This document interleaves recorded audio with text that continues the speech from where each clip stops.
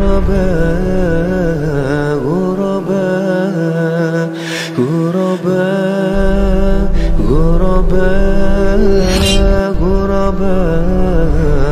غرباء غرباء ولغير الله لا نحني الجبال غرباء وارتضيناها شعارا للحياة إن تسل عنا فإنا لا نبالي بالطغى نحن جند الله دوما دربنا درب الأباء غرباء غرباء غرباء غرباء غرباء غرباء غرباء لن نبالي بالقيود بل سنمضي للخلود لن نبالي بالقيود بل سنمضي للخلود فلنجاهد ونناضل ونقاتل من جديد غرباء هكذا الأحرار في دنيا العبيد فلنجاهد ونناضل ونقاتل من جديد غرباء هكذا الأحرار في دنيا العبيد غرباء غرباء غرباء غرباء غرباء غرباء غرباء غرباء كم تذكرنا زمانا يوم كنا سعداء بكتاب الله نتلوها صباحا ومساء كم تذكرنا زمانا يوم كنا سعداء بكتاب الله نتلوها صباحا ومساء غرباء غرباء غرباء غرباء غرباء غرباء غرباء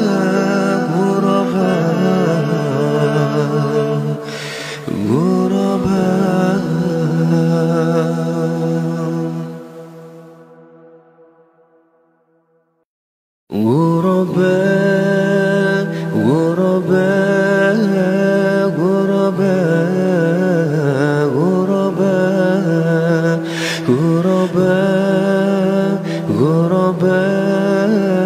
غرباء غرباء غرباء ولغير الله لا نحني الجبال غرباء وارتضيناها شعارا للحياة إن تسل عنا فإنا لا نبالي بالطغى نحن جند الله دوما دربنا درب الأباء غرباء غرباء غرباء غرباء غرباء غرباء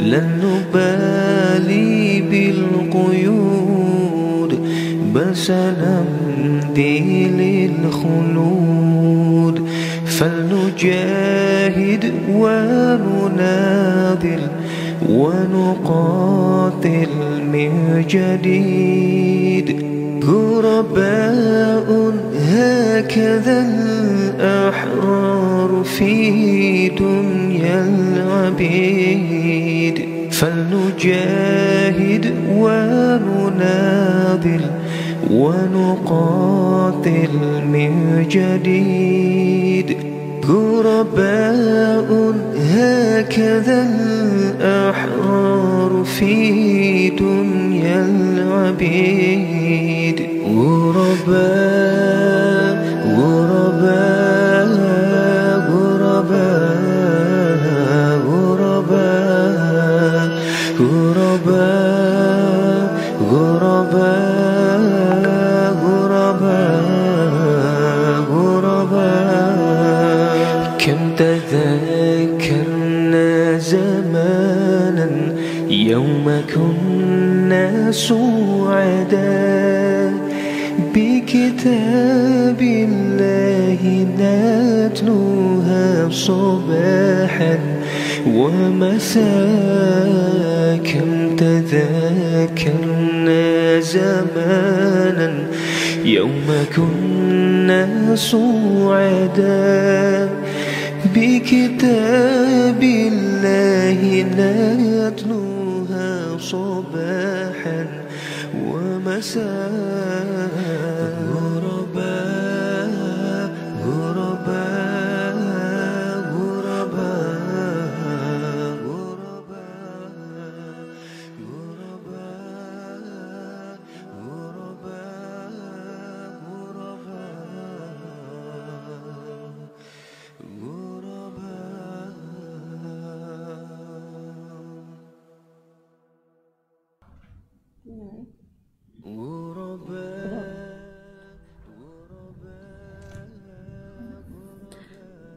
Bismillahirrahmanirrahim. Assalamualaikum warahmatullahi wabarakatuh. Alhamdulillahirabbil alamin. Asyhadu an la ilaha illallah wahdahu la syarikalah wa asyhadu anna Muhammadan abduhu wa rasuluh. Pertama-tama marilah kita panjatkan puji dan syukur kehadirat Allah Subhanahu wa taala karena pada hari ini Ahad tanggal 14 Maret kita dapat berkumpul di tempat yang penuh barokah ini, yaitu di Masjid At-Taqwa, dan mudah-mudahan tidak mengurangi niat kita untuk melangkah kini ke tempat ini, yaitu karena lillahi ta'ala, untuk mencari ilmu. Salawat beserta salam senantiasa tercurah kepada Habibana wa Nabiyana Muhammad SAW. Baiklah, untuk mempersingkat waktu, saya langsung aja ke pokok dari kajian ini, yaitu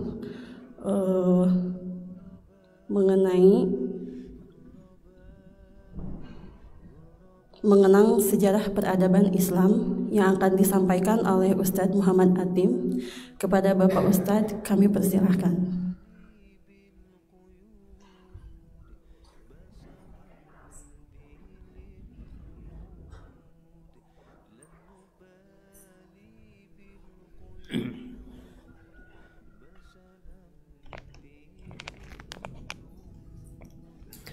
Innal hamdalillah nahmaduhu wa nasta'inuhu wa nastaghfiruh wa na'udzu billahi min shururi anfusina wa min sayyiati a'malina. May yahdihillahu fala mudilla lahu wa may yudlil fala hadiya lahu. Asyhadu an la ilaha illallah wahdahu la syarika lahu wa asyhadu anna Muhammadan abduhu wa rasuluh alladzi la nabiyya ba'dah. Wassalatu wassalamu ala Sayyidil awwalina wal akhirin nabiyina Muhammadin wa ala alihi wa ashabihi wa man tabi'ahum bi ihsanin ila yaumiddin.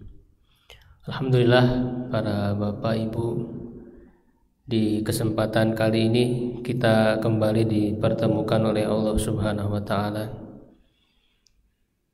untuk sama-sama meningkatkan keilmuan dan juga dalam rangka dengan ilmu itu untuk meningkatkan iman dan amal soleh kita.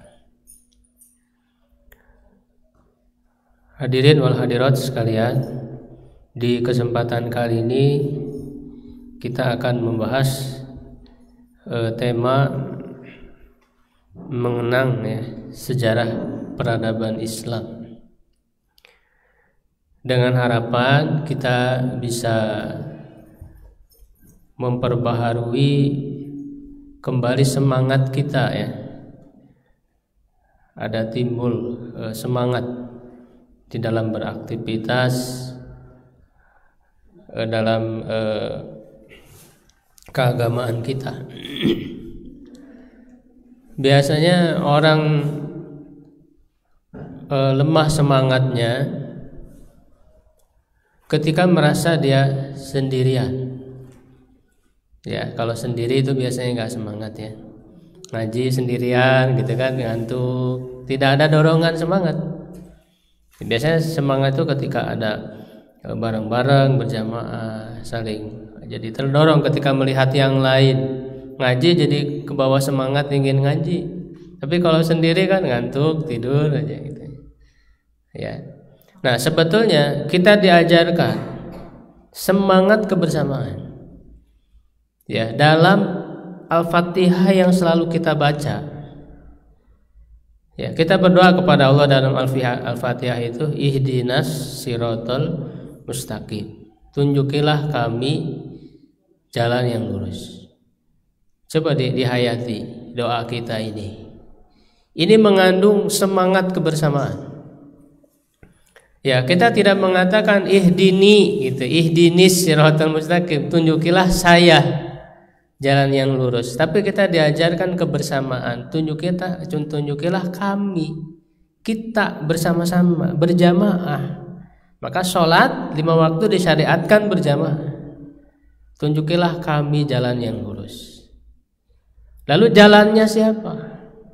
Ya, kita melaksanakan sekarang pengajian, ya, beribadah, melakukan aktivitas-aktivitas Islam, keislaman. Jangan merasa bahwa kita yang melakukan ini hanya kita saja sendiri. Ya. Yaitu jalan siratal ladzina an'amta alaihim. Jalan orang yang telah Engkau beri nikmat atas mereka. Ghairil maghdubi alaihim waladdallin. Bukan jalan orang yang dimurkai dan orang yang sesat. Ya, itu ditafsirkan di ayat lain. Siapa orang yang diberi nikmat itu? Minan nabiyyin, dari para nabi.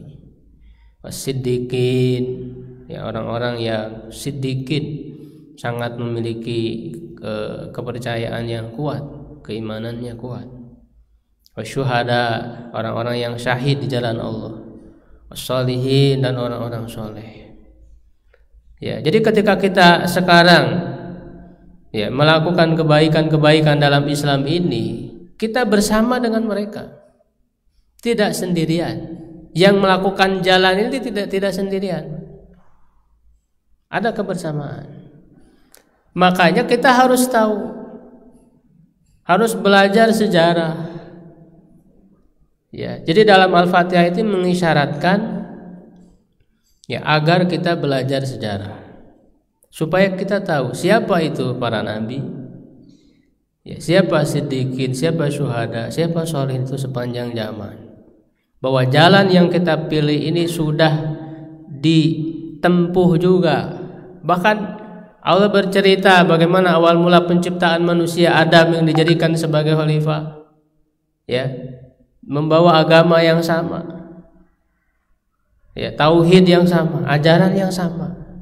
Kita sedang berada ya di jalan ya orang-orang yang sejak diciptakannya manusia. Jadi kita tidak sendirian.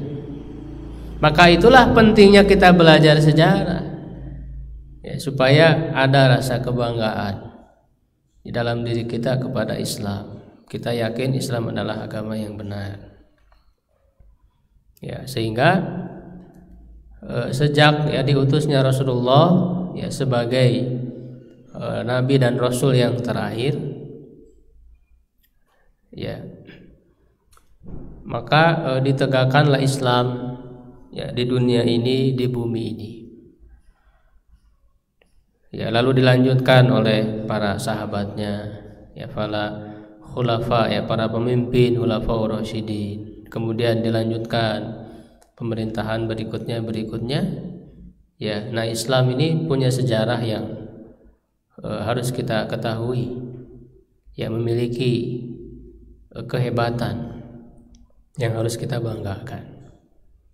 Jadi jangan merasa kecil hati, jangan merasa kerdil sebagai orang Islam. Nanti kita akan kaji ayat-ayat, beberapa ayat Quran, ya, yang mengharuskan sebagai Muslim itu harus punya harga diri, merasa unggul dibanding yang lain.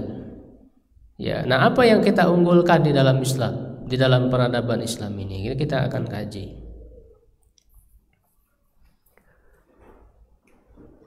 Ya, kita mulai dari makna peradaban, ya. Apa itu peradaban?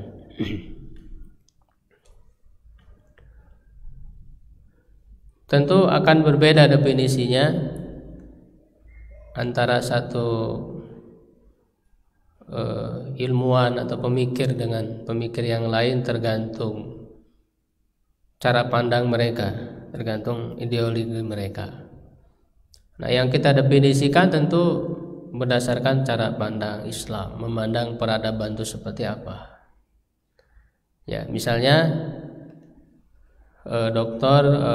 Roghib Assirjani, ya, beliau menulis satu buku namanya Madza Qaddamal Muslimuna lil Alam. Ya, apa yang dipersembahkan orang-orang Islam ini untuk dunia. Ya, diterjemahkan sudah ada terjemahannya, Sumbangan Peradaban Islam. Ya, di situ diceritakan apa saja keunggulan. Ya, Islam ini telah memberikan peradaban yang unggul untuk manusia. Bukan hanya untuk orang Islam saja, tapi sumbangsi yang besar bagi seluruh manusia. Di situ kita perlu tahu bahwa orang Islam ini sudah memimpin peradaban dunia ini. Nah, di situ beliau mendefinisikan peradaban itu adalah kemampuan manusia dalam menegakkan hubungan yang lurus bersama Rabb-nya. Yang kedua, ya, manusia yang ia hidup bersama mereka. Ya, dan yang ketiga, begitu juga lingkungan dengan segala kekayaannya. Ya, jadi peradaban itu adalah kemampuan manusia, ya, dalam berinteraksi, dalam berhubungan, ya, dengan tiga tingkatan. Pertama dengan Rabb-nya, dengan Tuhannya. Yang kedua dengan sesama manusia. Yang ketiga dengan lingkungan sekitar, ya, dengan segala kekayaan alamnya. Ya.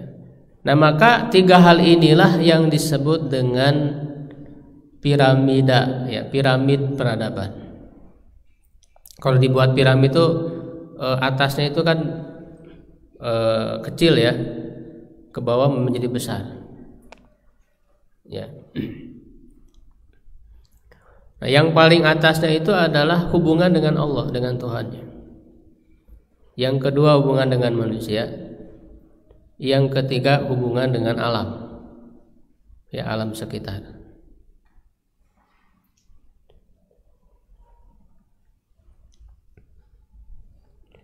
Nah, ini yang harus menjadi cara pandang kita terhadap peradaban.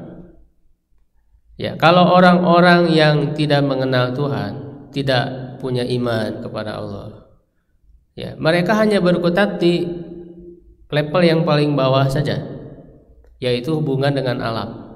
Ya, mereka bisa memanfaatkan alam untuk menciptakan teknologi, ya kan, pengetahuan teknologi, membuat pesawat, membuat nuklir, membuat alat-alat canggih teknologi dan sebagainya. Itu kemajuan peradaban. Tapi itu adalah kemajuan di level yang paling bawah. Ya. Dan peradaban yang sekarang mendominasi adalah itu. Semuanya hanya bersifat kebendaan, sehingga ini yang disebut peradaban yang materialistis. Hanya bersifat materi saja. Ya, bisa membuat ini, membuat itu. Ya, tetapi kemudian harus ditingkatkan ke level yang kedua, yaitu hubungan dengan sesama manusia. Ada peri kemanusiaan. Ya, punya alat-alat yang canggih, kecanggihan teknologi, ya, tetapi digunakan untuk menjajah, ya, orang lain, untuk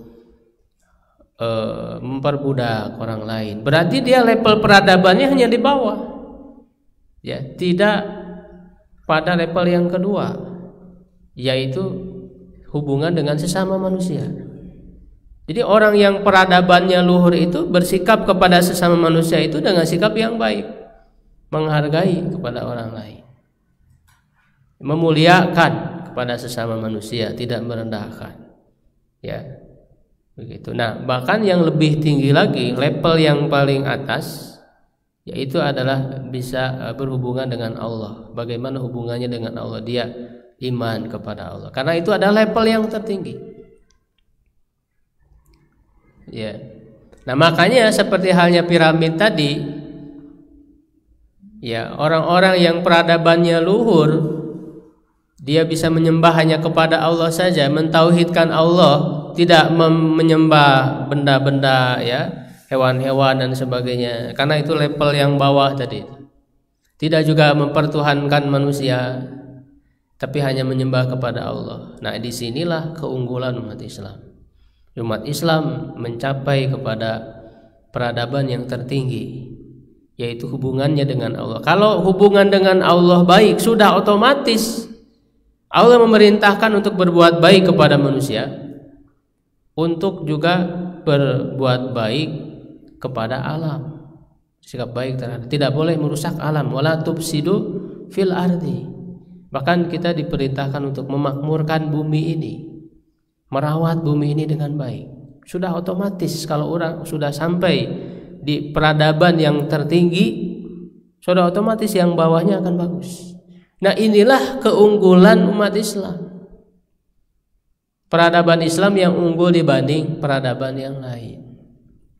Makanya Allah sebutkan dalam beberapa ayat. Yang pertama surat Ali Imran ayat 110. Allah mengatakan, kuntum khairu ummatin, kalian adalah sebaik-baik umat, ukhrijat linnas, yang dikeluarkan untuk manusia.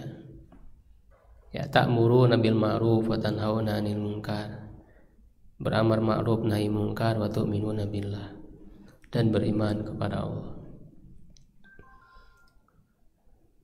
Ya, yang kedua di surat Al-Baqarah 143. Wa kadzalika ja'alnakum ummatan wasata. Begitulah kami menjadikan kalian sebagai umat wasaton, yang pertengahan, yang adil.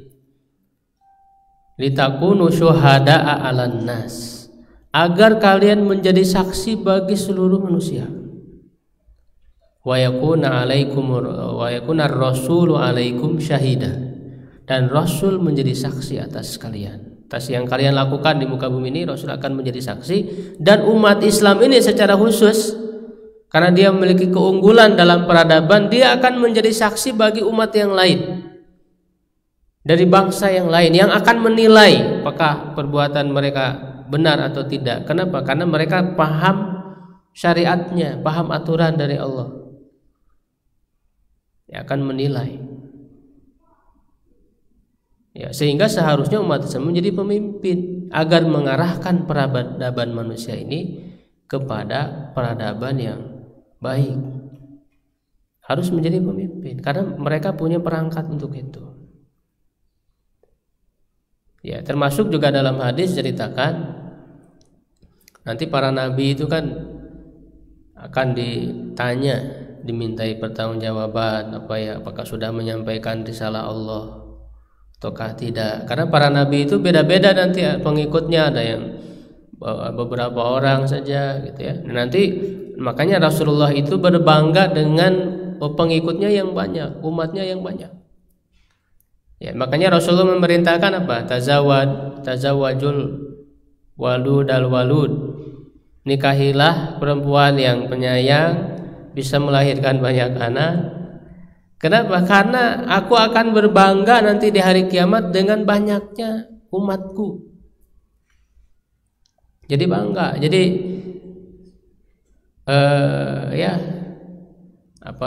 semaksimal mungkin kita memperbanyak keturunan.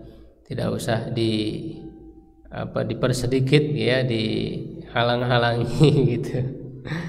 Ya, insya Allah itu ibadah besar ya, khususnya bagi seorang ibu ya, mengurus anak gitu ya, karena berbangga ya begitu. Nah, nanti misalnya diceritakan dalam hadis Nabi Nuh alaihissalam ditanya apakah sudah menyampaikan kepada umatnya, ya dia mengatakan aku sudah menyampaikan. Siapa saksinya? Siapa yang menyaksikan, yang menjadi saksi bahwa engkau ini sudah menyampaikan kepada umatmu?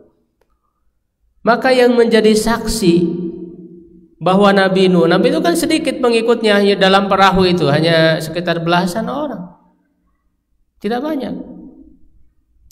Nah, ternyata yang menjadi saksinya adalah Muhammad dan umatnya. Dengan apa kesaksiannya? Padahal kan tidak hidup sezaman, ya kan? Tidak menyaksikan langsung, yaitu ya bersaksinya itu dengan apa? Dengan Al-Quran. Karena Al-Quran sudah menceritakan tentang kisah Nabi Nuh alaihissalam dengan taunya Nabi Muhammad dan umatnya tentang kisah Nabi Nuh, bagaimana dakwah dia. Bahkan di dalam surat Nuh secara khusus disebutkan tentang dakwahnya Nabi Nuh. Inni da'autu qaumi laila wa nahara. Aku mendakwahi kaumku itu siang dan malam. Ya, falam yazidhum du'ai ila firara. Tidak menambah atas dakwahu kecuali mereka semakin lari. Bahkan setiap kali diajak, ya, kullama da'autuhum mereka menjadikan ja'alu asabiahum fi adanihim. Mereka tutup telinga-telinga mereka. Wastakshaw thiyabahum wasaru wastakbaru istikbaru. Mereka menutupi wajah mereka dengan baju. Di waktu Nabi Nuh mendakwahi, mengajak, ya wajahnya ditutup pakai bajunya, tidak mau mendengarkan, tidak memperhatikan. Itu jadi umat Islam sebagai saksi bagi umat lain. Itulah keunggulan kita. Yang ketiga di surat Ali Imran dari ayat 138 sampai ayat 140.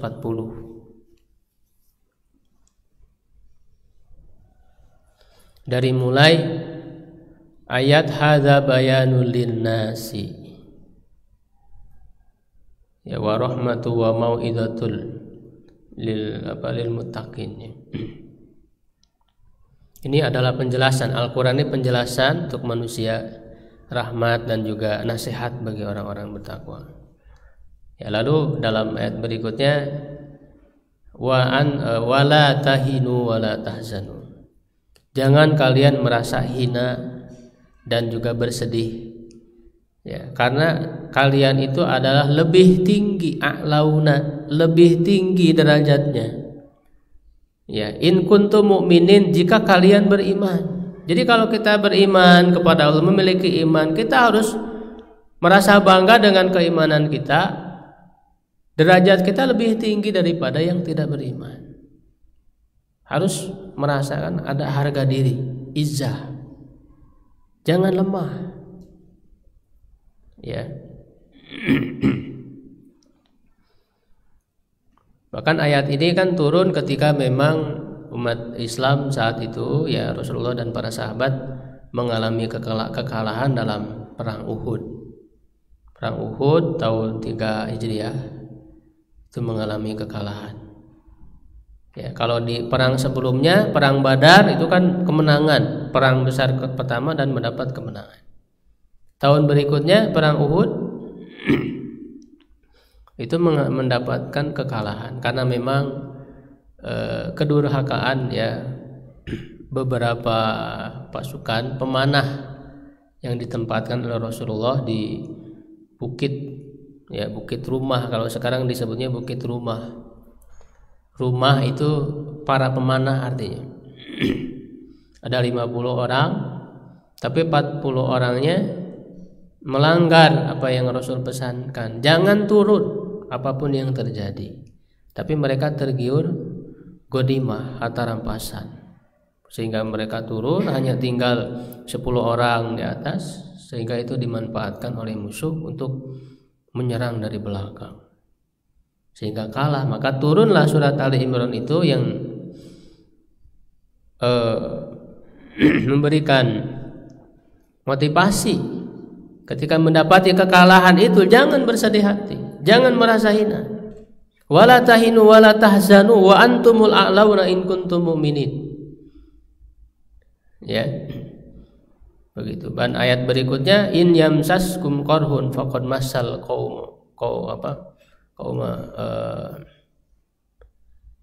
kalau merasa ada sakit, terluka, ya begitu. Dalam ayat lain, wala tahinu fi ibtighail qaum in takunu ta'lamuna fa innahum ya'lamun.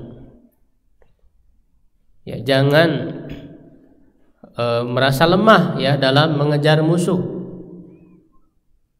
Jika kalian merasa sakit, maka sesungguhnya mereka juga sama merasa sakit. Musuh juga sama merasa sakit. Mereka juga lelah dengan perjuangan mereka. Tetapi bedanya, watarjuna ma la yarjun. Kalian punya harapan, sedangkan mereka tidak punya harapan. Kita berharap kepada Allah. Ya, makanya ketika di bukit itu orang-orang kafir yang di bawah, ya, yang mau mengejar. Sekarang kita sudah imbang. Ya, dari kami ada yang mati, kalian ada yang mati. Ya, maka kata sahabat yang menjawab, ya berbeda. Dari kami mati, kami masuk ke dalam surga, sedangkan kalian mati, kalian masuk ke dalam neraka. Beda hasilnya. Harapan, kita punya harapan ke surga, kalian tidak.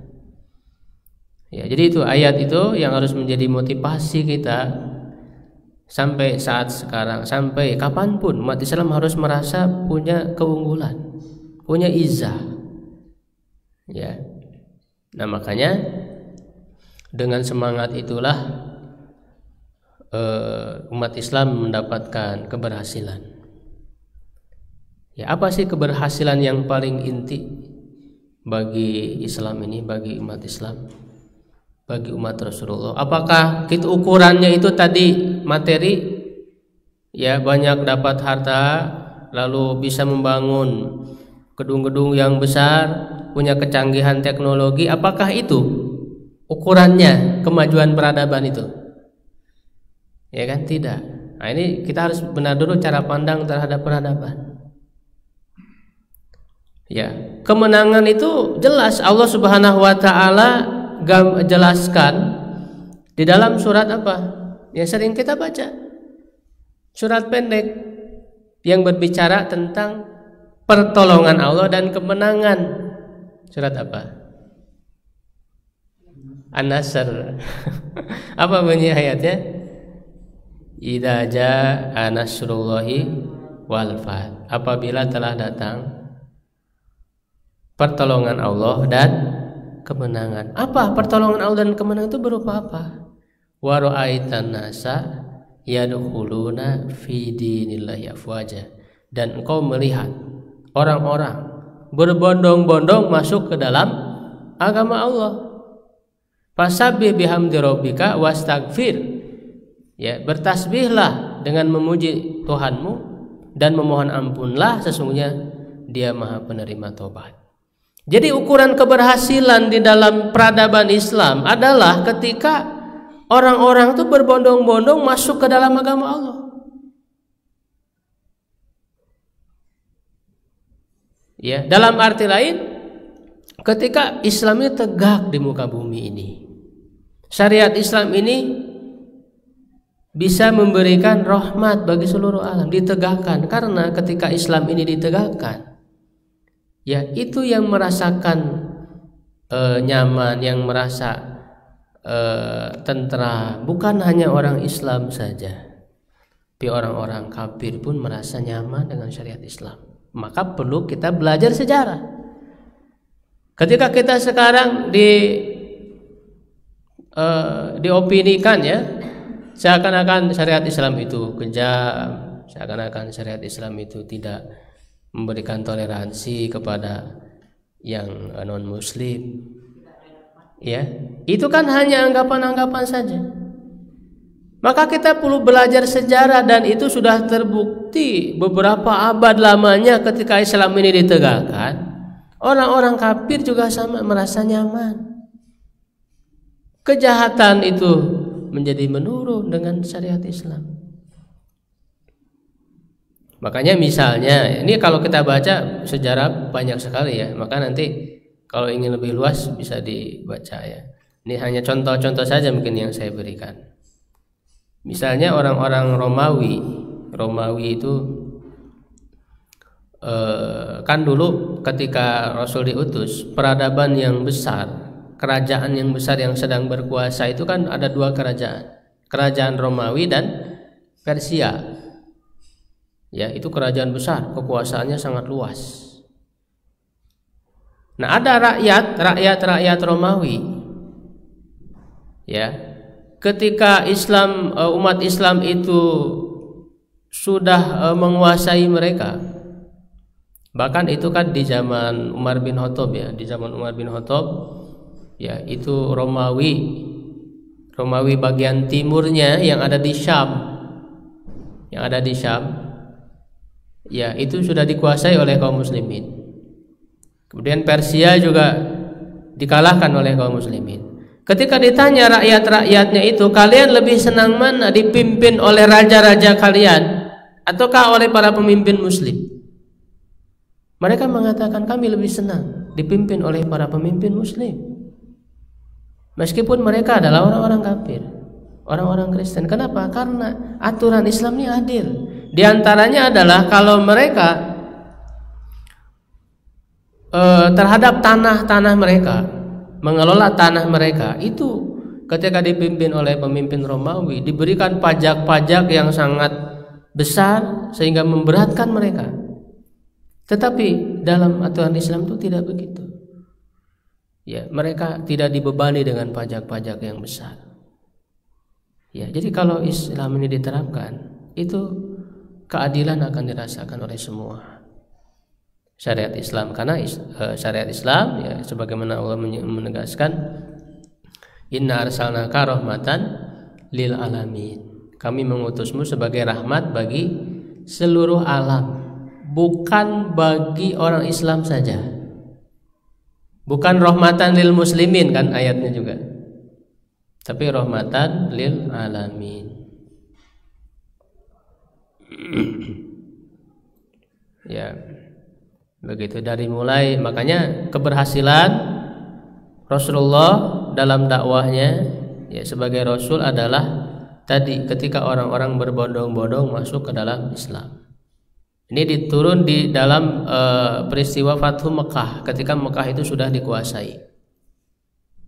Nah, kita bisa menjadikan model itu bagaimana syariat Islam itu memberikan rahmat. Ya, prinsipnya la ikraha fiddin, tidak ada paksaan dalam agama. Orang itu enggak boleh dipaksa untuk masuk Islam, tidak boleh. Harus dengan kesadaran. Makanya ketika Rasulullah menguasai Mekah, Fathu Mekah, orang-orang kafir itu yang ada di Mekah dikumpulin oleh Rasulullah. Mereka sudah tidak punya kekuatan. Sekarang kekuatan ada di tangan Rasulullah. Ya, apa yang Rasulullah tanya kepada mereka? Mada tarawna anni fa'ilun bikum. Menurut kalian, apa yang akan aku lakukan terhadap kalian? Mereka mengatakan, akhun karim, ibnu akhin karim. Engkau adalah saudara mulia, anak dari saudara mulia. Ya, pasti akan dilakukan itu baik. Maka Rasulullah mengatakan, ya idhabu fa antum mutallaqu. Pergilah kalian sekarang bebas. Tidak ada dipaksa mereka untuk masuk Islam. Tetapi dengan begitu mereka dengan secara sadar, dengan sendirinya masuk ke dalam Islam tanpa ada paksaan. tanpa kemudian balas dendam. Yang dulunya para sahabat disiksa oleh orang-orang kafir ini, tidak ada balas dendam dalam Islam itu. Ya, bahkan Fathu Makkah itu juga tidak ada darah yang ditumpahkan untuk bisa menguasai Mekah itu. Nah, ini berbeda kalau kita lihat dalam fakta-fakta sejarah dengan umat-umat yang lain. Misalnya ketika umat Islam dikuasai oleh orang-orang Kristen misalnya, ya dalam di Andalusia misalnya, ya, itu kan sangat jauh berbeda. Orang-orang Islam di situ ketika dikuasai oleh mereka, ya pilihannya cuma 3 ya, masuk Kristen, ya kalau tidak dibunuh atau diusir. Pilihannya di situ ada paksaan. Ya makanya di Andalusia itu kan Spanyol, Portugal, ya Portugis, itu kan sudah tidak ada lagi nama-nama orang Islam itu, udah nggak ada, karena tidak boleh mereka menggunakan nama-nama Islam, nama-nama Arab, sudah tidak tersisa. Gitu. Kita bisa membandingkan dalam sejarah bagaimana ya Islam ini betul-betul punya peradaban yang tinggi, yaitu tadi memanusiakan manusia. Tidak perlu ada paksaan dalam agama. Kenapa? Karena Allah sudah memberikan pilihan kepada manusia. Ya kan? Faman syaa falyumin wa man syaa falyakfur. Siapa yang mau silakan iman, siapa yang mau silakan kafir. Sudah diberi kebebasan oleh Allah. Maka untuk apa orang dipaksa untuk masuk Islam? Tidak ada. Nah, itulah kemudian dari model yang sudah dilakukan oleh Rasulullah SAW diteruskan oleh para sahabat dalam menaklukkan negeri-negeri itu. Tidak ada paksaan. Mereka ingin membawa rahmat bagi seluruh alam itu. Ya, rakyat-rakyat itu menginginkan para pemimpin Islam itu karena membawa syariat yang adil. Ya, bahkan ya, mereka juga ingin lepas dari kezoliman raja-raja mereka, pemimpin-pemimpin mereka. Ingin lepas. Begitu. Ya, dan itu sudah terbukti di zaman Khulafaur Rasyidin. Ya, Khulafaur Rasyidin itu berapa tahun? 30 tahun. Jadi dengan 4 khalifah, Abu Bakar, Umar, Utsman, Ali. Ya, ditambah dengan Hasan, ya, anaknya Ali cuma 6 bulan. Ya, itu perluasan Islam sudah mulai ini, ya, meluas. Romawi, Persia sudah ditaklukkan. Banyak sekali kekayaan. Ya, banyak sekali kekayaan yang didapatkan. Lalu dilanjutkan dengan daulah Umayyah, Bani Umayyah, lalu Bani Abbasiyah. Nah, nanti jatuh bangun peradaban Islam itu. Ya, nanti di antara para pemimpin Muslim juga tidak semuanya soleh. Ada juga yang zalimnya, Pak. Ada juga yang zalimnya.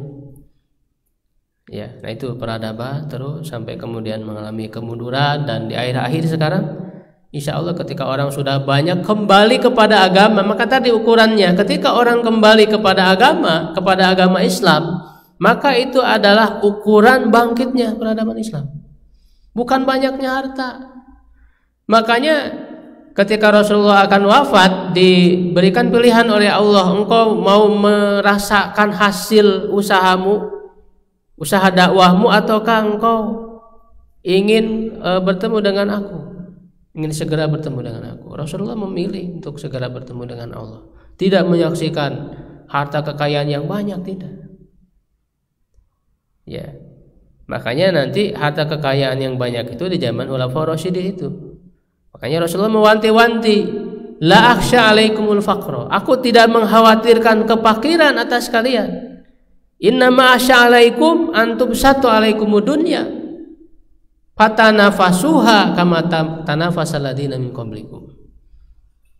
Ya, yang aku khawatirkan adalah ketika dunia ini dibentangkan, lalu kalian berlomba-lomba kepadanya sebagaimana orang-orang berlomba-lomba, orang-orang sebelum kalian. Nah, itu yang dikhawatirkan. Maka di zaman Abu Bakar, lalu di zaman Umar, itu kan ketika Romawi ditaklukkan, Persia ditaklukkan, harta kekayaan itu sangat banyak sekali. Ya, dibawa ke Madinah. Banyak sekali. Tapi karena para sahabat itu sudah dididik oleh Nabi. Nah, nanti kita akan belajar apa karakter yang ada pada umat Islam ini sehingga menjadi unggul peradabannya.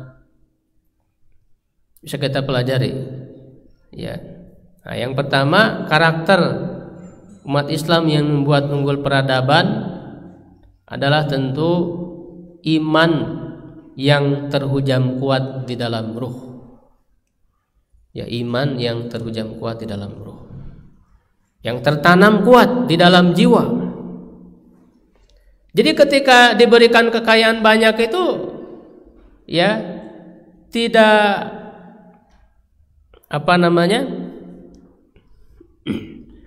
tidak silau, ya, tidak kemudian bersikap yang berlebihan dengan harta. Ya, jadi mentalnya itu sudah siap, sudah dipersiapkan oleh Rasulullah. Iman itu sudah ditanamkan. Ketika ada harta pun nggak tergiur gitu. Pasti akan digunakan untuk yang baik. Nah, sudah juga dipersiapkan ilmunya. Bagaimana harta itu digunakan? Butuh ilmu. Ya, maka digunakan untuk wakaf gitu ya, untuk membangkitkan ya kemaslahatan kehidupan manusia. Ya, jiwa mereka sudah siap. Nah, makanya kalau imannya belum ditanamkan, lalu sudah dia itu berinteraksi dengan banyak harta, nah inilah yang akan kekacauan yang akan terjadi. Maka ya pondasinya adalah iman dulu. Ditanamkan iman. Makanya sejak kecil anak-anak yang paling utama bagaimana iman itu merasuk ke dalam diri mereka. Makanya para sahabat mengatakan, misalnya kami itu dulu diajari iman terlebih dahulu sebelum diajari Al-Quran. Ya, dalam arti sebelum pandai membaca Quran, sebelum pandai isi ilmu-ilmu ya yang ada di dalam Quran, itu sudah tumbuh dulu iman dalam hatinya itu. Ya, sudah yakin dengan akhirat, yakin dengan dunia ini adalah kehidupan yang sementara. Makanya misalnya Aisyah radhiyallahu anha menceritakan, ketika aku masih kecil sedang bermain-main, ya itu turun ayat-ayat ya tentang surga, tentang neraka, sehingga iman kami itu menjadi kuat. Nah, setelah iman kuat barulah ya kan dalam periode Madinah turun syariat-syariat. Ibaratnya Islam ini kan adalah bangunan, iman itu pondasinya. Kalau pondasinya lemah, kita mau membangun bangunan yang beberapa tingkat itu kan malah semakin roboh. Ya, syariat itu kan adalah bangunan. Makanya Rasulullah menyebut bunyal Islamu ala khamsin. Islam itu dibangun ya dengan 5 perkara rukunnya, sholat, zakat. Ya, bangunan lantai paling awal itu sholat. Dan bangunan paling tingginya apa? Bangunan paling tingginya apa? Bangunan Islam. Jihad. Makanya Rasul mengatakan wadirwatus sinamil Islam al jihad. Jadi puncak dari ajaran Islam itu jihad. Jadi kalau kita gambarkan Islam itu adalah bangunan, ya lantai paling tingginya jihad, lantai paling bawahnya sholat, pondasinya iman. Nah, jadi harus dibangun dulu pondasi. Itulah yang sudah berhasil dibangun oleh Rasulullah dalam periode Mekah. Dalam periode Mekah selama 13 tahun. Selama 13 tahun. Nah, ini juga harus kita terapkan dalam mendidik anak.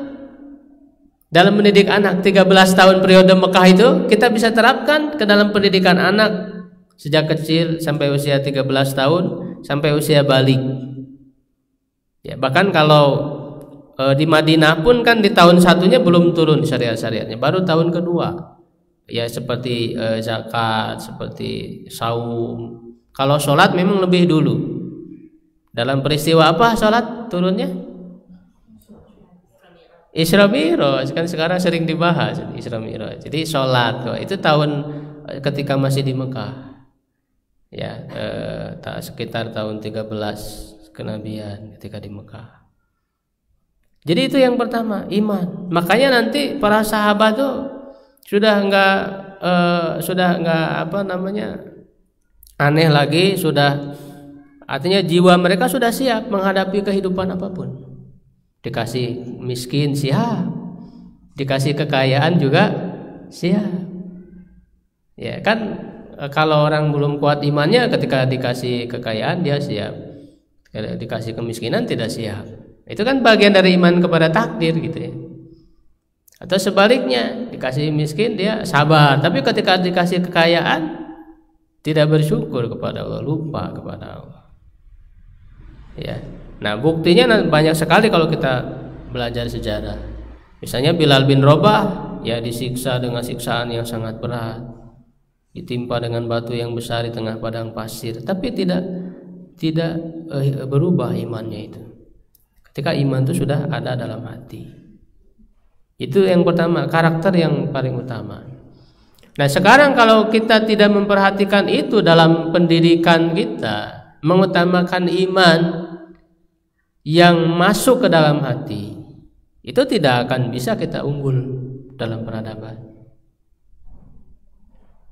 Jadi maksudnya nanti anak itu dia sholat sudah dengan kesadaran, karena dia yakin iman kepada Allah, bukan dorongan atau paksaan dari orang tua, bukan. Kalau dia sholat ketika sudah balik masih disuruh-suruh sholatnya, gitu ya, dia sholat itu karena takut sama orang tua, berarti belum masuk imannya dalam hatinya. Nah, itu yang paling pertama, itu iman dulu kita tanamkan. Ya, sekarang misalnya banyak tahfidz Quran, menghafal Quran. Hati-hati, jangan kita langsung ingin anak itu hafal Quran tapi dengan ambisi yang besar, lalu jadi terkesan memaksa kepada anak itu. Ada paksaan menjadi beban berat. Justru yang harus kita tanamkan iman dulu ke dalam anak itu. Kalau iman sudah kuat, ya hafalan 30 juz itu gampang. Kalau sudah ada kesadaran dalam dirinya gitu, tidak perlu dipaksa. Sholat menjadi tidak perlu dipaksa. Kenapa? Karena sudah ada pondasi tadi itu. Syariat menjadi kuat. Jadi itu yang pertama, karakter pertama. Ya, karakter yang kedua, ya, berpegang teguh kepada Al-Quran dan Sunnah, ya, kepada petunjuk Allah. Ya, kalau pedomannya, sumbernya ini ditinggalkan, ya maka akan runtuh, ya, peradaban umat Islam ini. Ketika mulai dijauhkan dari Al-Quran dan Sunnah. Dijauhkannya pakai apa? Pakai hiburan-hiburan, ya, hiburan segala macam. Otomatis kan orang jauh dari Quran dan Sunnah. Makanya nanti kita bisa baca dalam sejarah, ketika umat Islam itu berpegang teguh kepada Al-Quran dan Sunnah, ya, maka dia masih kuat umat Islam itu.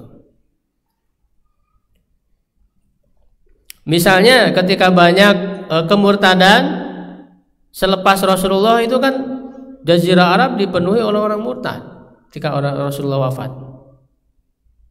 Ya kan? Nah, orang-orang yang murtad itu adalah mereka ilmunya, berpegang teguh kepada Al-Quran dan Sunnahnya tidak kuat.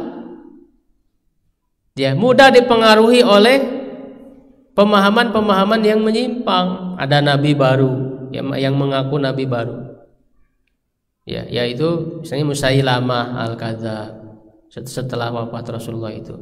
Makanya nanti peran Abu Bakar Siddiq adalah memerangi orang-orang yang murtad itu, ya, sehingga banyak yang kembali lagi kepada Islam. Itu sebabnya karena tidak berpegang teguh kepada Al-Quran dan Sunnah. Ya, kalau kita berpegang teguh kepada Al-Quran dan Sunnah, kita harus yakin peradaban kita akan lebih unggul. Ya, makanya para ilmuwan Muslim yang menemukan, ya, ilmu-ilmu baru yang bermanfaat untuk kehidupan, ya, begitu, itu kan diinspirasi dari Quran dan Sunnah. Misalnya yang pertama kali menemukan lensa itu siapa? Ibnu Haisam. Ya, maka kita di sekolah kan dijauhkan ya dari tokoh-tokoh Islam gitu ya, yang sebetulnya mereka adalah para penemu. Ini kan karena kemudian ilmunya ini diambil oleh Barat, ya oleh Barat. Jadi seakan-akan mereka yang pertama kali menemukan. Mereka tidak jujur dalam keilmuan. Banyak tokoh-tokoh Muslim yang tidak disebut namanya. Karena mereka takut kalau disebut nama-nama tokoh-tokoh Muslim itu umat Islam akan bangkit, merasa bangga, kan begitu. Maka mereka ganti dengan no name, tidak ada nama begitu. Padahal ya mereka ngambil ilmu-ilmu dunia itu dulu dari kaum muslimin. Ketika muslimin berjaya, yang menemukan lensa misalnya Ibnu Haisam, dia dari mana terinspirasinya? Dari Al-Quran. Ya, ketika ayat tentang tidak sama antara cahaya dan kegelapan, la yastawi zulumatu walan nur, ya. La yastawil a'ma wal basir, tidak sama antara yang buta dan yang melihat. Dari situlah dia membuat ya memikirkan, menyusut tentang pandangan manusia itu, sehingga ditemukanlah lensa. Jadi sekarang yang pakai kamera, pakai kacamata semua ya ada jasanya Ibnu Haisam. Ya, kalau peradaban ini didasari, diinspirasi, dibimbing oleh Quran dan Sunnah, lebih unggul daripada hanya perkiraan saja. Ketika sekarang peradaban Barat misalnya yang tidak mendasarkan ilmunya dengan Quran dan Sunnah, ya itu kan terus saja mengalami perubahan, berubah lagi kan begitu. Karena perkiraan manusia tidak kuat. Ya, contoh yang Allah berikan kepada kita dalam kisah Nabi Sulaiman. Nabi Sulaiman ketika berpegang teguh kepada petunjuk Allah, itu kan lebih hebat kekuasaannya daripada Ratu Bilqis. Bahkan ketika Ratu Bilqis datang ke istana Nabi Sulaiman, ya pada saat mau masuk, apa yang dilakukan? Ya, menyingkapkan celananya, roknya. Kenapa? Karena dianggap air. Ya, banjir dianggap air. Padahal kata Nabi Sulaiman, innahu syarhum mumarradun min qawarir. Sungguhnya itu adalah istana yang dibuat dari kaca. Jadi Ratu Bilqis ketika datang ke istananya Sulaiman itu menjadi wong deso istilahnya. Ya, menjadi kampungan, ketinggalan dari segi peradaban. Jadi orang kampung datang ke kota. Itu salah satu contoh yang Allah berikan dalam Al-Quran. Ketika orang itu berpegang teguh kepada petunjuk Allah, Al-Quran dan Sunnah, peradabannya lebih unggul. Karena dalam Al-Quran dan Sunnah itu kan tidak hanya berbicara tentang tata cara ibadah, tidak hanya berbicara tentang ritual-ritual saja, tapi dalam seluruh kehidupannya ada petunjuknya. Bahkan sekarang sudah ribuan ayat Quran itu sudah dibuktikan kebenarannya ya melalui ilmu-ilmu pengetahuan modern. Itu bisa digali. Kalau digali terus tuh Al-Quran, itu bisa melahirkan banyak ilmu. Jadi keunggulan kita di situ. Orang-orang kafir kan tidak menjadikan Quran Sunnah pegangan kan, sehingga terbatas hasil-hasil yang mereka hasilkan itu terbatas. Misalnya sekarang ya orang-orang Yahudi ya dia punya senjata-senjata misalnya yang membombardir ya orang-orang Palestina. Nah, maka di antara orang-orang Palestina itu mereka mulai mempelajari tentang senjata. Ya, mereka punya inspirasi petunjuk dari Al-Quran dan Sunnah. Ya, lalu bisa membuat roket yang ternyata itu mencengangkan orang Yahudi. Ya, ternyata roketnya itu lebih hebat yang dibuat oleh orang Palestina itu. Ya, di luar perkiraan mereka. Ya, jadi kalau kita ya untuk memajukan peradaban kita hanya berpaku kepada ilmu-ilmu sekarang yang berkembang, apalagi ilmu-ilmu yang diajarkan oleh mereka orang kafir misalnya musuh-musuh Islam, ya kita udah kebaca sama mereka karena ilmunya cuma segitu. Tapi kalau kita menggali dari Quran dan Sunnah, itu bisa lebih hebat. Ya, di luar perkiraan orang-orang kafir itu. Makanya itulah dulu yang telah dilakukan oleh para ilmuwan Islam. Ya, mereka gunakan ilmu dunia itu kan untuk berkhidmat untuk agama. Misalnya adanya ditemukannya jam, awal mulanya untuk apa? Adanya jam itu kan oleh Al-Jazari. Awal mulanya apa? Untuk menghitung waktu sholat.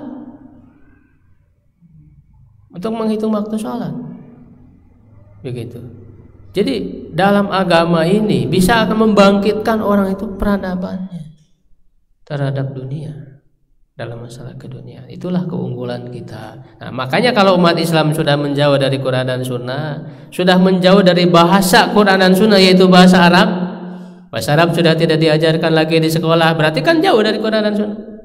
Makanya musuh-musuh Islam itu, di antara cara mereka menjauhkan umat Islam dari agamanya, jangan lagi diajarkan bahasa Arab. Jangan lagi diajarkan bahasa Arab. Misalnya dulu Turki Utsmani runtuh, itu bahasa Arab dilarang, tidak boleh lagi diajarkan. Bahkan sampai azan aja diganti pakai bahasa Turki kan gitu. Ya, walaupun sekarang alhamdulillah sudah kembali kepada Islam. Ya, dijauhkan. Nah, itulah yang kedua, keunggulan kita itu di situ. Yang ketiga, tidak silau terhadap dunia. Kemuliaan kita bukan oleh harta dunia. Makanya tadi ketika dibentangkan harta kekayaan dunia itu, mereka tidak silau. Jiwa mereka sudah siap. Ya, salah satu contoh misalnya kisah dalam perang Qadisiyah.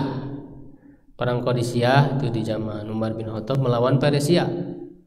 Persia itu orang-orang Majusi, para penyembah api. Itu panglima Persia namanya Rustum. Ya, meminta utusan dari orang Muslim, ingin menanyakan sebenarnya ketujuan kalian ini apa, mau apa kalian ini gitu, berperang dengan kita mau apa? Maka diutuslah ya diantaranya Rib'i bin Amir namanya. Rib'i bin Amir.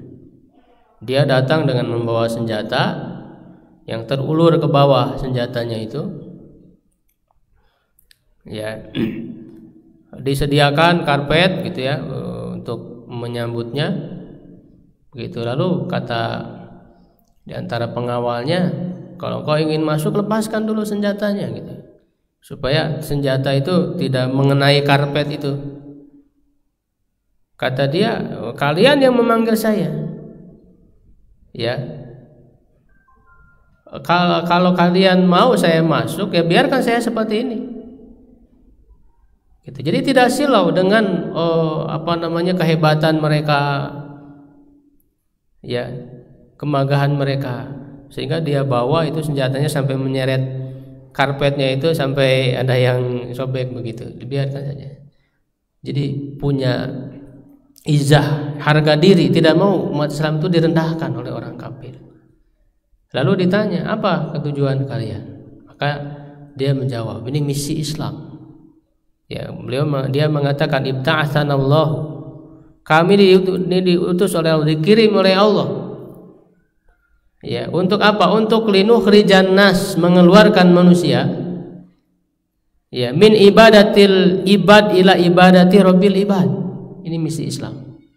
Mengeluarkan manusia dari menyembah kepada hamba kepada menyembah kepada Robnya hamba, kepada Allah. Itu yang pertama. Jadi mengeluarkan manusia dari penyembahan kepada selain Allah kepada menyembah Allah, pada tauhid. Yang kedua, linukhrijan nasa, ya, min jawril adyan ila adlil Islam, dari kezaliman agama-agama kepada keadilan Islam. Dan yang ketiga, min doiki dunya ila sa'atil akhirah, dari sempitnya dunia kepada luasnya akhirat. Ya. Gitu. Bahkan ada cerita juga ketika akan masuk itu pintunya itu dibuat pendek pintunya, dan dia sejajar dengan singgasana itunya, ya, panglimanya begitu, agar supaya ketika masuk dia dalam kondisi ruku kepada raja itu, kepada panglima itu. Jadi buat begitu. Tetapi ini begini ijahnya muslimin ini. Justru dia tahu ini taktiknya orang-orang kafir itu begitu, supaya orang Islam itu jadi ruku kepada mereka begitu ya. Dengan dibuatkan pintunya itu pendek sehingga menundukkan begitu ruku masuknya itu dalam kondisi ruku di hadapan pemimpin mereka. Tapi kecerdiknya umat Islam karena harga diri, justru dia masuk dengan pantatnya, dengan bagian belakangnya, bukan dengan bagian depannya. Karena tidak mau ruku di hadapan orang kafir. Ya, jadi itu izah, harga diri umat Islam itu betul-betul dijaga, tidak mau direndahkan oleh orang-orang kafir. Ya. Jadi tidak silau ya terhadap dunia. Nanti ketika Umar bin Khattab datang ke Syam, itu kan Syam itu kan diantaranya Palestina ya, Masjidil Aqsa, Baitul Maqdis. Awalnya dia dikuasai oleh orang-orang Kristen. Itu para sahabat jadi pemimpin, misalnya ada Khalid bin Walid, Amr bin As, para panglima dari kaum muslimin itu.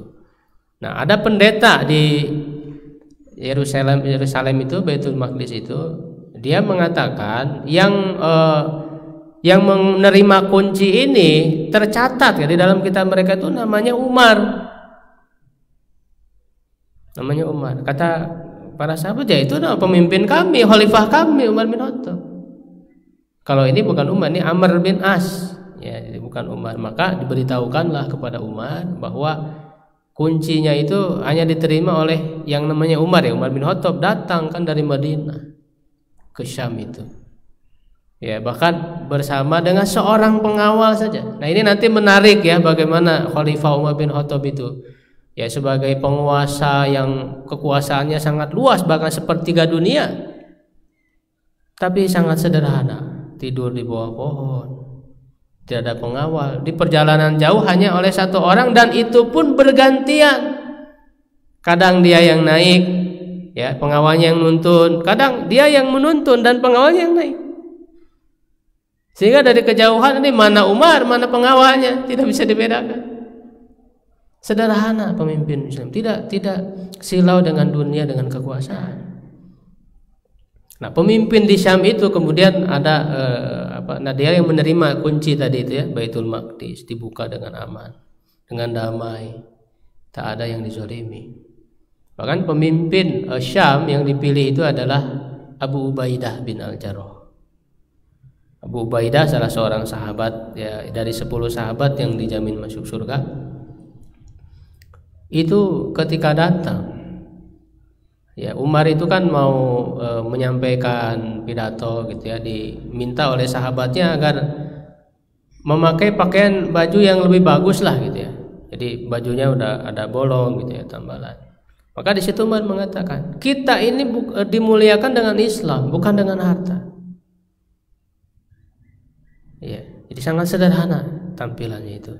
Ketika melihat Abu Ubaidah bin Al-Jarrah datang ke rumahnya, ternyata di dalam rumahnya itu tidak ada peralatan, perabot itu enggak ada, hanya senjata, hanya untuk makan aja, alas makan saja, tidak ada peralatan yang lain. Maka Umar menangis ketika melihat Abu Ubaidah bin Al-Jarrah. Ya, wahai Abu Ubaidah, kita ini semua sudah dirubah oleh dunia. Ya, kecuali engkau saja. Itu Abu Ubaidah bin Al-Jarrah itu salah seorang sahabat yang dikagumi oleh Umar bin Khattab. Makanya kalaulah Abu Ubaidah bin Al-Jarrah itu masih hidup, ya, setelah kepemimpinan Umar itu, Umar ingin menyerahkan khalifahnya itu kepada Abu Ubaidah bin Al-Jarrah. Tapi kan keburu meninggal dalam wabah pandemi pada saat itu taun amwas yang terjadi di Syam itu, Abu Ubaidah sangat setia kepada rakyatnya, tidak mau keluar sampai dia meninggal dalam wabah itu. Ya, jadi kalau kita baca dalam sejarah-sejarah Islam, keunggulan mereka itu tidak diseluruh dengan dunia gitu. Dianggap kecil dunia itu. Bahkan ketika dunia di tangan itu dimanfaatkan untuk kemaslahatan. Semiskin-miskinnya sahabat itu punya wakaf. Mereka hasil perang kan dapat bagian tanah, ya kan? Itu diwakafkan. Bahkan sampai sekarang wakaf itu masih terus ada. Misalnya Umar, kebunnya Umar, sumurnya Utsman. Sampai sekarang di Saudi itu ada rekening ya atas nama Utsman bin Affan. Sumur yang dulu dia wakafkan untuk kaum muslimin. Karena ketika hijrah ke Madinah, itu kan sumber air minum itu hanya dimiliki oleh orang Yahudi. Namanya sumur rumah. Kata Rasulullah, siapa yang membeli ini? Ya, begitu, dia akan mendapat pahala yang besar. Maka dibeli oleh Utsman. Awalnya orang Yahudi itu menjual hanya setengah saja, artinya gantian sehari untuk muslimin. Oleh Utsman kan diwakafkan untuk orang-orang Islam, satu hari untuk mereka jual. Tapi kata Rasulullah, ambillah bagian hari kalian untuk 2 hari, sehingga pada saat hari orang Yahudi itu menjual, ya tidak laku kan, orang Islam sudah ada akhirnya dijual lagi dua-duanya, setengahnya lagi, sampai sekarang ada ya wakafnya itu. Dan yang terakhir, yang keempat, karakter bagi umat Islam itu semangat berilmu dan beramal yang terbaik. Semangat berilmu dan beramal yang terbaik. Jadi terus ya menuntut ilmunya itu luar biasa umat Islam ini, sehingga unggul. Nah, kalau majelis ilmu sudah ditinggalkan, yang didatangi malah hiburan-hiburan, itu tanda-tanda runtuh. Dan itu sudah terbukti dalam sejarah, misalnya runtuhnya kekhalifahan Abbasiyah. Ketika para raja di istana itu udah nggak minat lagi kepada ilmu, sudah senang dengan hiburan, didatangkan para penari perempuan. Bahkan ketika tentara Mongol datang yang akan menyerang mereka, itu bukan hanya mempersiapkan untuk melawan, untuk berjihad, malah kata khalifahnya itu tutup jendela dan jendela, pintu-pintunya. Pada situ sedang ada nari-nari. Ya, ada seorang perempuan namanya Arafah yang dia itu penarinya. Pada saat itu sudah sangat lemah sekali umat Islam, bahkan mabuk-mabukan dan sebagainya. Ketika sudah dipenuhi dengan hiburan, maka itu tanda runtuhnya. Jadi kalau kita ingin kembali ya menegakkan ya peradaban Islam ini supaya unggul, ya kita harus meninggikan ilmu, cinta ilmu, dan mulai meninggalkan hiburan-hiburan. Begitu. Wallahu a'lam bishawab, mudah-mudahan bermanfaat. Ya, kalau ada pertanyaan boleh silakan. Ya, bismillahirrahmanirrahim. Ada pertanyaan di medsos, Ustaz. Mohon izin bertanya, bagaimana cara menanamkan iman kepada anak?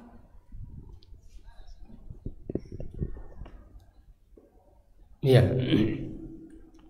Cara menanamkan iman kepada anak, yaitu bisa dengan mengambil ibrah, pelajaran dari alam, melalui alam, mengenal Allah melalui alam. Itu yang pertama, itu melalui alam.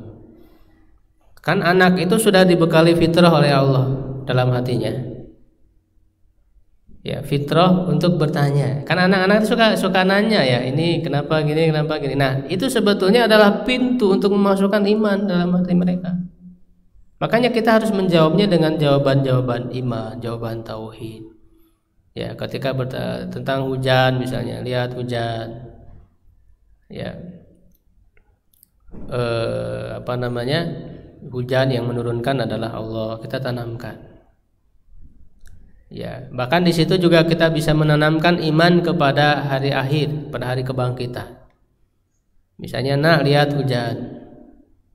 Ya, nanti ya orang-orang dibangkitkan pada saat di hari kebangkitan itu juga akan diturunkan oleh Allah hujan. Ya, dari hujan itulah manusia itu akan tumbuh seperti tumbuhnya tumbuh-tumbuhan. Ya kan? Nah, manusia juga akan tumbuh, akan bangkit lagi, disusun lagi tubuhnya dari tulang ekor yang tidak akan hancur. Dari situ dibentuk tubuhnya.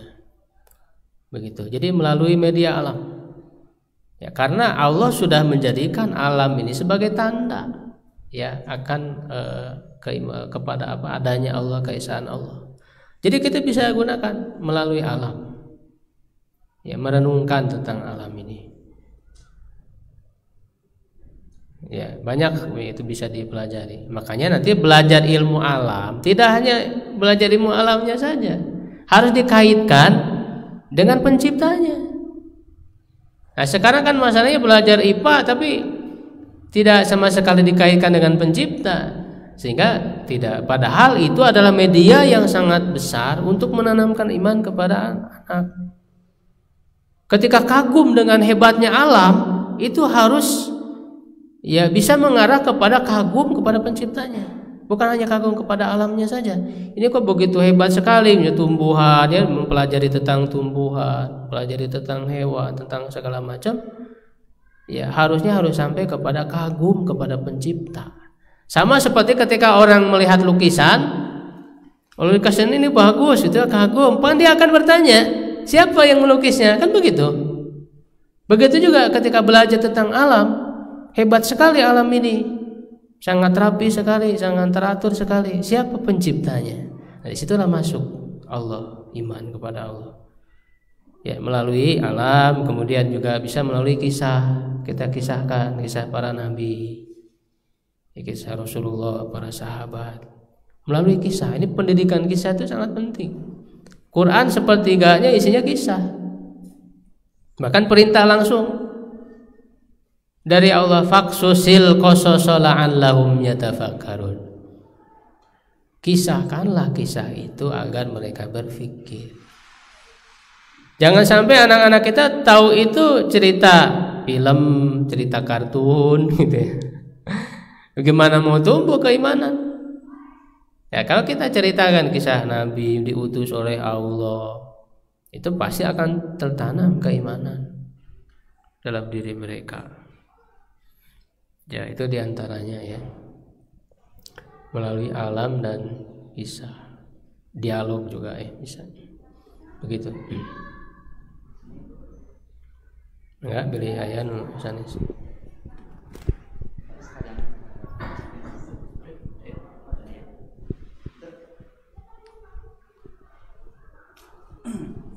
Ada?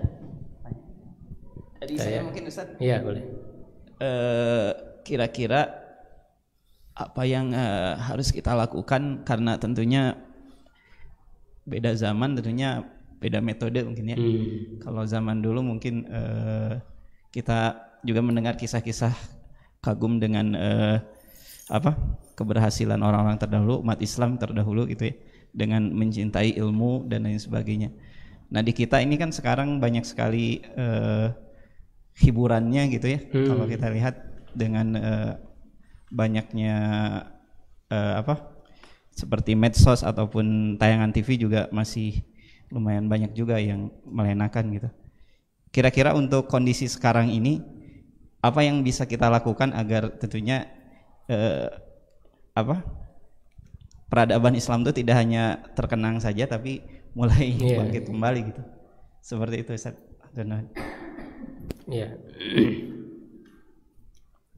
Hiburan itu di zaman Rasul juga sudah ada ya, hiburan-hiburan, ya, bermain-main, begitu sudah ada. Jadi bukan zaman sekarang, hanya mungkin medianya yang berbeda. Kalau zaman dulu belum ada HP, belum ada TV, ya, belum ada game-game, permainan, ya tapi sama-sama permainan, hiburan yang bisa melalaikan. Ya, maka hiburan-hiburan yang halal yaitu silakan. Karena dalam pendidikan Islam juga kan tidak selamanya harus serius terus belajar, enggak. Kan rawihul quluba sa'atan. Ya, rehatkan, tentramkan, ya, istirahatkan, hibur hati itu waktu demi waktu. Ya, tetapi jangan begini, jangan mencampur adukan antara sungguh-sungguh dalam belajar dengan bermain-main. Nah, ini yang saya kira harus dipisahkan. Karena kalau belajar harus serius, harus memperhatikan supaya ilmunya masuk.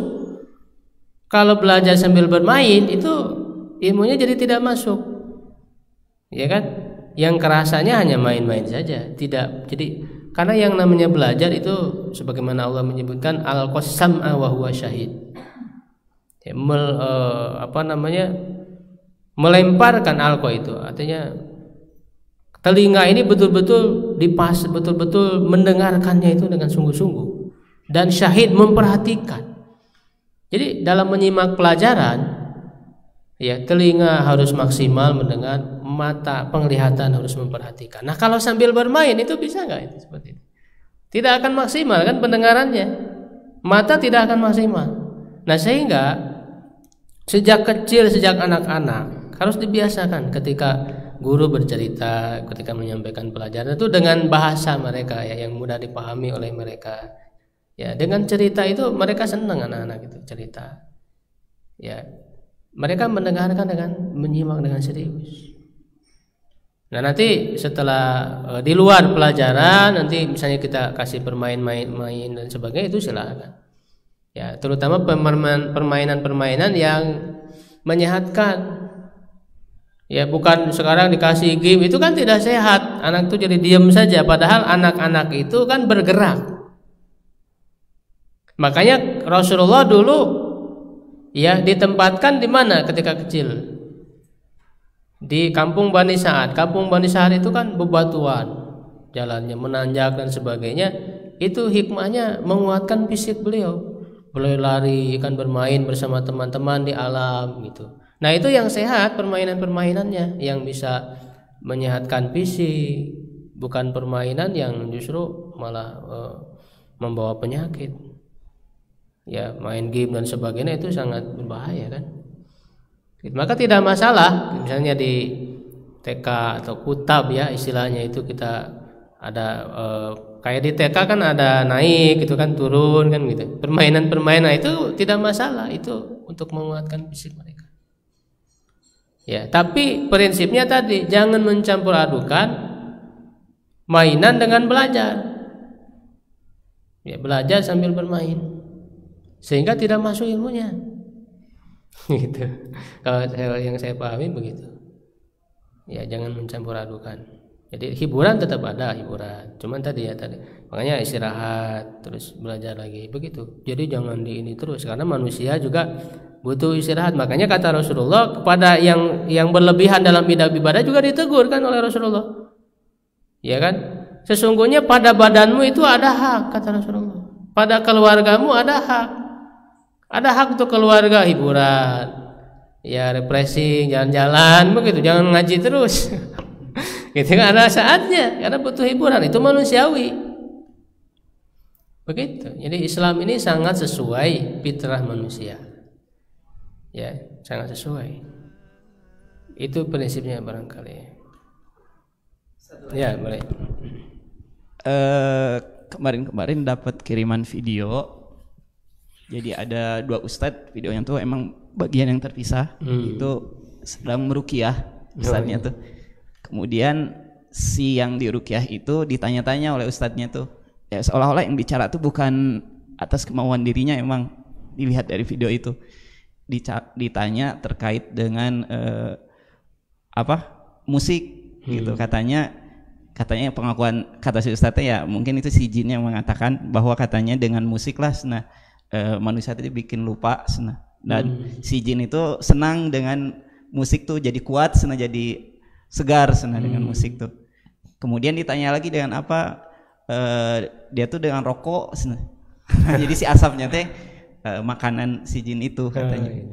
Nah, yang akan ditanyakan terkait dengan pertama hukum ruqyah, kemudian musik, apakah kan ada yang mengharamkan juga, kemudian rokok, ruqyah musik sama rokok. Ini perbahasan khusus kayaknya. Ya secara singkat mungkin bisa ya. Iya, sepintas saja. Ya sepintas. Jadi memang ruqyah, ada yang ruqyah syar'iyah yang bisa mengobati ya jiwa manusia dengan ayat Quran. Karena memang Al-Quran itu kan syifa'un lima fis sudur gitu kan. Menjadi obat. Itu ada ruqyah yang syar'i itu ada. Ya, bisa menyembuhkan hati manusia. Gitu. Bahkan bukan hanya dari jin saja kan, kita anggapannya ruqyah itu dari jin saja, tidak. Gitu. Bahkan ada yang bahkan sampai penyakit fisik pun bisa gitu kan disembuhkan. Pengobatan ilahiyah, kalau Ibnu Qayyim al-Jauziyah itu menyebut dalam Tibur Nabawinya itu adalah merupakan obat secara ilahi gitu ya, yaitu dengan Al-Quran, karena Al-Quran itu obat. Ya bisa ya, jadi secara prinsip begitu ya. Adapun nanti rincian-rinciannya ya bisa jadi ada perbedaan pendapat dan sebagainya. Ya, masalah musik memang kalau kita kaitkan dengan pendidikan Islam, memang bukan media dalam pendidikan Islam ya. Musik itu terlepas dari hukumnya, apakah ada yang ulama yang membolehkan, ada yang mengharamkan. Terlepas kalau dalam pendidikan secara dominan musik itu melalaikan. Ya, maka kalau kita menghasilkan hasil pendidikan yang bagus, agak dihindarkan dari musik.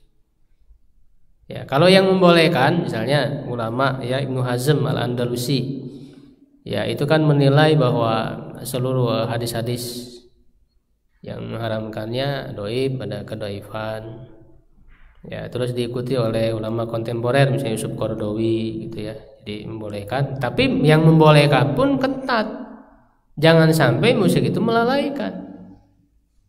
Kalau melalaikan ya haram. Jangan sampai melalaikan dari kewajiban, dari mengingat Allah, dari menuntut ilmu. Jadi kan senang aja dengerin musik gitu ya.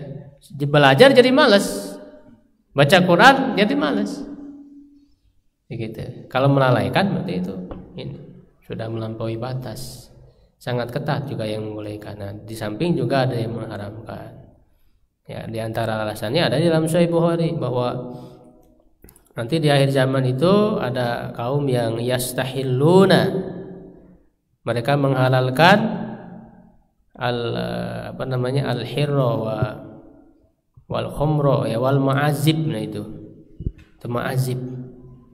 Ya, mereka menghalalkan perzinahan, hirra ya. Perzinahan, khomer gitu ya, dan ma'azib, alat-alat musik. Nah di situ itu yang menjadi, dan itu dalam Sahih Bukhari. Ya, cuma nanti yang membolehkannya mungkin ada istinbat, kesimpulan yang lain. Ya, yang jelas memang itu adalah perbedaan pendapat para ulama. Ya. Dan yang jelas lagi kalau kita kembalikan ke prinsip pendidikan tadi ya sebaiknya jangan. Karena lebih dominan akan melalaikan. Ya, masalah rokok juga perbedaan pendapat kalangan para ulama, ada yang membolehkan dan memakruhkan. Mengharamkan dan memakruhkan.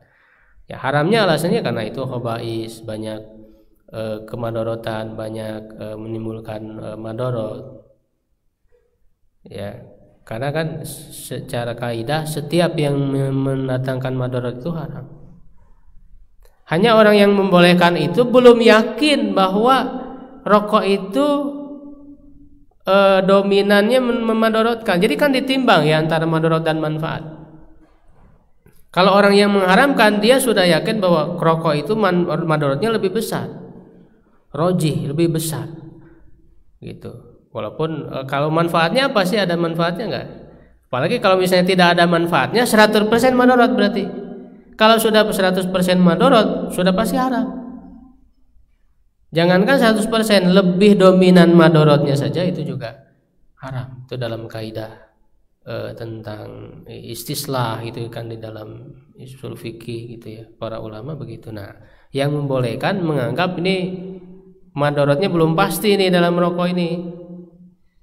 Ya, yang udah tua sampai tua puluhan tahun kok biasa-biasa aja gitu kan, enggak menyebabkan madorot. Jadi dianggapnya jadi belum jelas madorotnya, sehingga mereka paling minimal memakruhkan begitu. makruh karena baunya seperti halnya bawang katanya. Itu perbedaan ini dalam menilai madharatnya rokok itu barangkali. Ya, kalau dicari hadis Qur'annya ya nggak ada, kan belum ada rokok di zaman Nabi. Rokok haram mana dalilnya? Ya kalau ditanya dalil Quran hadis ya nggak ada pastinya. Kategorinya makanan, minuman, Rokok disebutnya syurbud duhon, minum ashab. Iya, bismillah. Allah alam isab. Syukran ya, cukupkan, mudah-mudahan bermanfaat. Subhanakallahumma bihamdika asyhadu an la ilaha illa anta astaghfiruka wa atubu ilaik. Qulu qawli hadza wa astaghfirullah li wa lakum. Assalamualaikum warahmatullahi wabarakatuh.